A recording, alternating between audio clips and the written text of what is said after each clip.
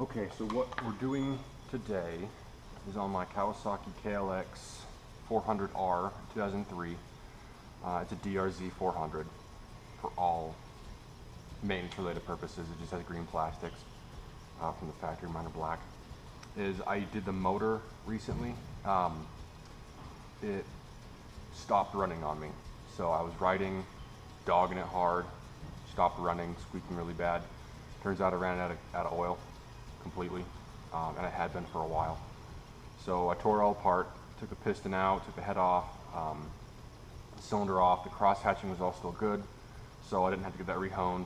The piston was still good. I just soaked it in the head in kerosene for 24 hours to let the carbon buildup dissolve, and then I brushed it off carefully. And then I reassembled it. Everything was in good shape. It was just out of oil. Luckily, nothing got damaged beyond repair. So it took me an hour to tear it down. It took me 2 hours to put it together, with the exception of the right side engine cover. And this covers the clutch, the water pump, the oil pump, the timing chain drive, and the seal is not reusable. So I just got this in today. It's all been waiting on to put it back together. It's been sitting in my work garage for a week and a half. Boss doesn't think it'll run again. But now that I've got it, we're gonna put it together. The tip that I didn't do was, so if you're gonna take it off, know beforehand, and have the seal ready, because they're not reusable. You're gonna tear it. So get the new seal, trace it on some cardboard, and then when you're taking all the bolts off of it, put them in their associated positions in the cardboard. So when you go to put it back together, you know where each bolt goes, because, you know, as you can see, there are various lengths. You know, 2 different sizes. Just right there, I mean, I got probably 3 or 4 different size bolts in here, and I have no idea where they go. So it's going to be a lot of time on my part, just trying to put them all in the right spot, trial and error. Some are intuitive. I know it's not that deep of a socket, so I can put the shorter one in there, but it's going to be a while. So when you prepare these, use a razor blade to scrape the surfaces clean. Just don't gouge it up, because this is aluminum, and it's easy to tear or score.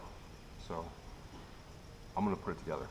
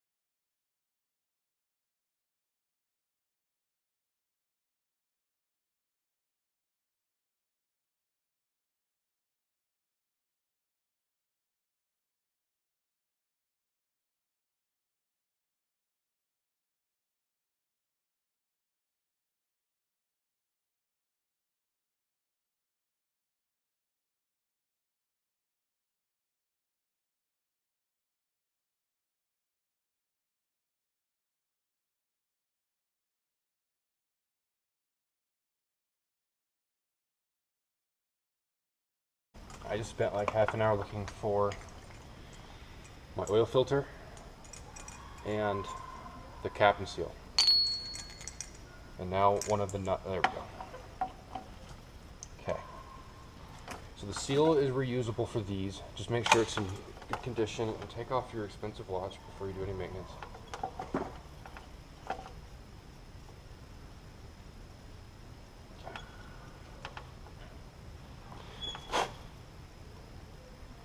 Okay, that's clean. Now, I've actually never done this before on a motorcycle, so we're all going to learn together.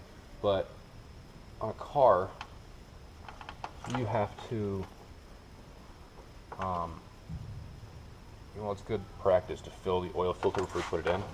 Because a lot of times cars draw from that first, and so it can result in the valves not getting oil right off the bat. I don't know if this is similar. I really don't know. And this isn't like a canister filter, it's an element, so I can't really fill it and then just quick slap her in there. I think it'll just seep all through, probably just be a mess. So, no, I'm just gonna throw it in there. And there's an arrow on this thing, and I don't know where it's supposed to point, but we're gonna point it up. Okay.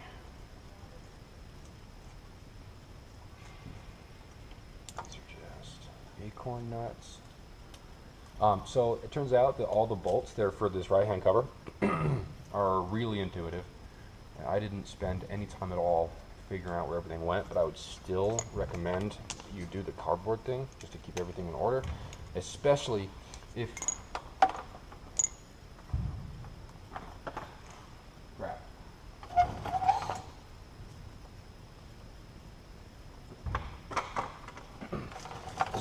you're taking multiple components apart.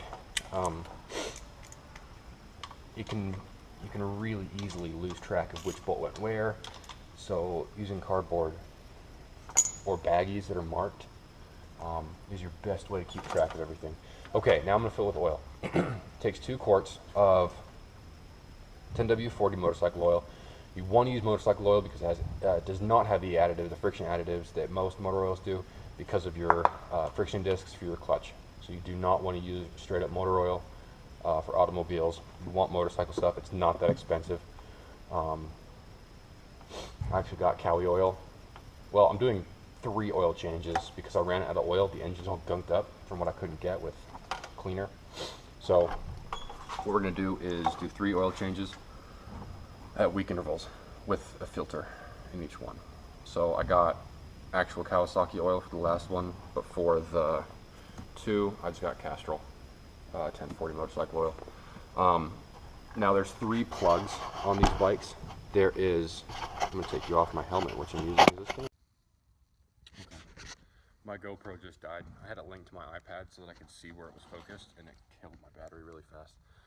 So on oil changes on the KLX and DRZ400, there's 3 drain plugs. So there's one right there, so that drains your oil filter housing.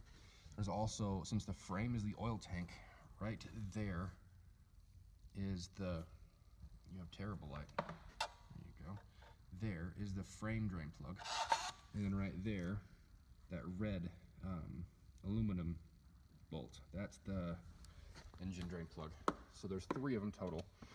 Make sure they're all in, and then there's your fill.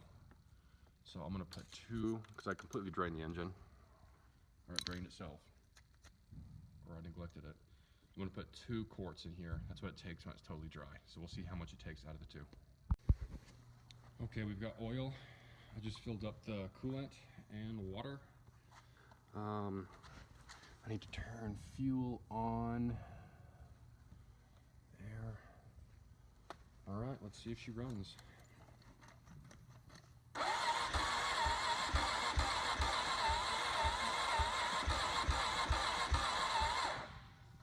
Wants to. Come on.